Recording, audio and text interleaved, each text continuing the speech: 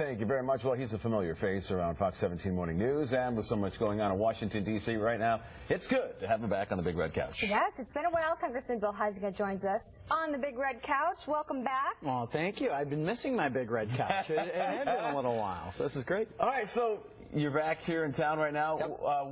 What's been happening in D.C.? What's keeping you busy? Oh, not much. No? Nothing going on? Yeah, obviously, lots happening, and everything from its budget season. So we're making our way through that. Right. Trying to deal with the farm bill, which we need to have. But the big debate there is not about the agricultural part. That's only about 20% of the farm bill. It's 80% dealing with food nutrition programs and the massive expansion that we've seen there, and how we sort of tame that and make sure that those that need that help are getting that help. But it's for example, lottery winners aren't exempt from being eligible. Well, that doesn't make a whole lot of sense to me. So it's those kinds of things. Obviously what's been happening internationally, North Korea and Libya, then you get into Benghazi and the IRS scandal, and this AP raid on the AP phone records really has set the administration back on its heels as well. So we're trying to not let that overshadow all the other things that we need to get done, and we'll keep moving on that too. And we also learned that Michelle Bachmann is not seeking another term. Learned that this morning. She announced that on her website. What are your thoughts on that? You've obviously worked closely with her. I do. We serve on the Financial Services Committee, and I met her first when I was a state representative and she was a state senator in Minnesota at a leadership conference in Madison, Wisconsin. So I've known her for a fair number of years. You can tell when you go and see people take a presidential run, it takes a lot out of them. I mean, it's a big undertaking.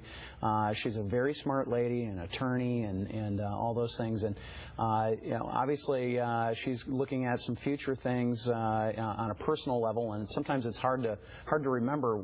There is a personal outside government life as well, so I think it's probably a good decision for her.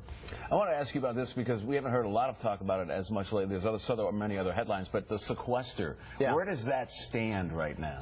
Well, the quote-unquote sequester, or the across-the-board cut that happened, really is not ideal. I mean, it wasn't certainly what I would like to do, because you take bad programs and you just reduce them a little bit, and you take good programs and you've just whacked them as well. What we need to do is really go in and garden. You don't go into your garden and just lop off everything a foot off the ground. You go in and figure, okay, that's a weed and that's a plant I want, and you dig those weeds up. So we've got to go in and be smarter about it. That's what the whole budget process is about right now. But that spending level is our new baseline. But it is important to note, like FAA is a perfect example of this.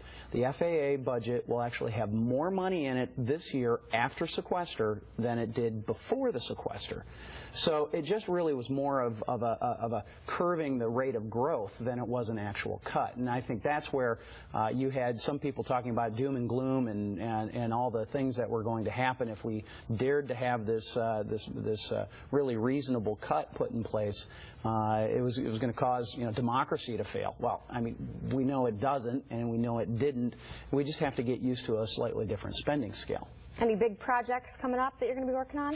Yeah, I'm doing a number of things in the Financial Services Committee, a lot of technical fixes with the Dodd-Frank bill, which is really sort of much like the health care bill, was a pretty massive federal undertaking on regulation dealing with insurance and credit unions and banks and those kinds of things. So doing a lot of work there, working on the federal prison industries, which is trying to reform that and make sure that government entities like Unicor aren't working against our private sector folks like Herman Miller, Hayworth, and Steelcase, and others.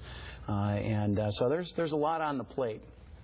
Always moving, right, Bill? That's right. That's right. Thanks for coming back. Yeah, good to see you. Yeah, good seeing you guys. All right, it is 7:18 as we check in with Leanne Town.